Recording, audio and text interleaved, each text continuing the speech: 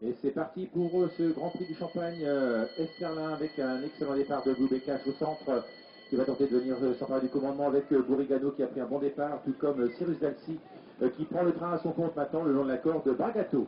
Cyrus Dalcy qui prend le train à son compte pour aborder le virage des écuries. Bragato est dans son sillage immédiat avec à l'extérieur Bourigano, alors qu'on note un bel effort maintenant de Briand des Neiges, un des favoris de cette épreuve qui va tenter de venir relayer en tête Cyrus Dalcy, et là qu'on a disqualifié le numéro 2 Cashrack.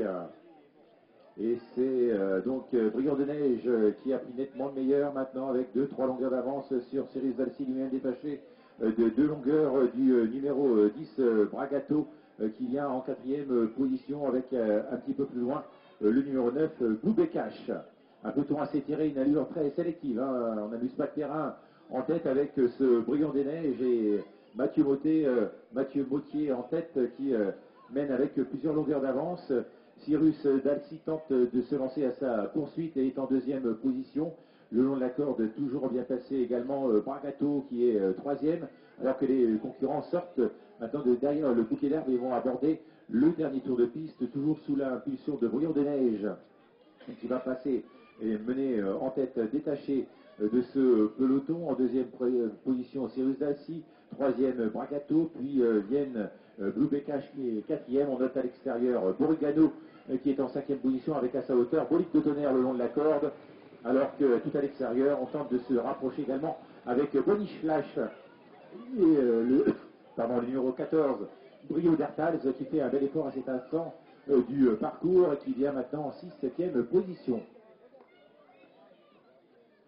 Les concurrents qui vont aborder la ligne d'en face avec toujours le même ordre. Briand de Neige qui a l'avantage avec Cyrus Dalcy qui est en 2e position. Toujours la Bragato 3e.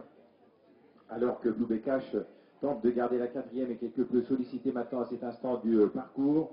Et qu'on vient également avec Calius Debo qui est à l'extérieur. Maintenant c'est quelque peu rapproché mais qui est quelque peu sollicité maintenant pour tenter de venir sur la ligne des leaders, mais qui est obligé d'aller très au large pour aborder le virage final.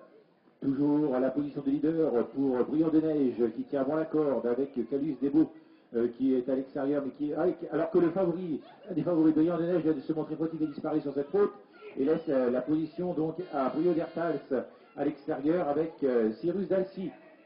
Bientôt l'entrée de la dernière ligne droite avec Cyrus Dalcy qui se bat pour la victoire avec Brio d'Artals qui semble lui avoir pris l'avantage. Et on vient très vite également avec Abercrombie le numéro 13, alors que c'est Brio d'Artals le numéro 14 qui va l'emporter.